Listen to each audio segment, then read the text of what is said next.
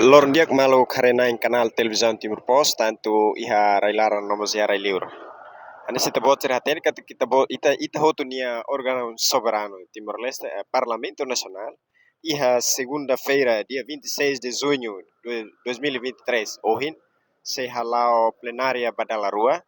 e sequência husi agenda plenária Baloron Darua kian maka iha ponto 5 maka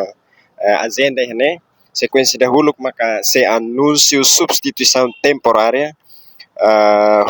deputado Francisco Calbuadilai husi substitui vale husi senhora deputada Lúcia Taiki e agenda da rua que mak se ia anuncia candidatura para cargo vice-presidente, secretário, vice-secretário mesa Parlamento Nacional nian. Agenda da toluk maka eleição para vice-presidente, secretário, vice-secretário da mesa.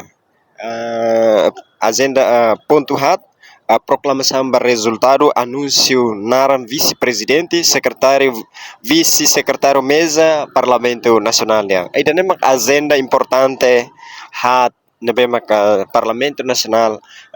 precisa atu realiza iha lorno hin e atu hati nefatim ba ita botir kata atividade Parlamento Nacional nian liliu sexta legislatura e la se susi formação governo fond tambah foi de estabelece tiha composição mesa Parlamento Nacional nian bancada maioria nevema hetam vitória husi eleição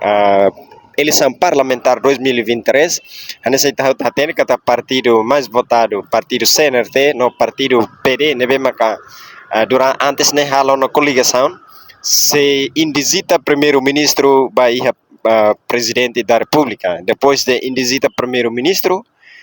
hanes agenda tu irmãe maka primeiro-ministro se fihir no hili membro governo KM cidadão timoruense nebe mak ia capacidade hodi ba ajuda primeiro-ministro durante nia mandato batinan 5 iha nono governo constitucional.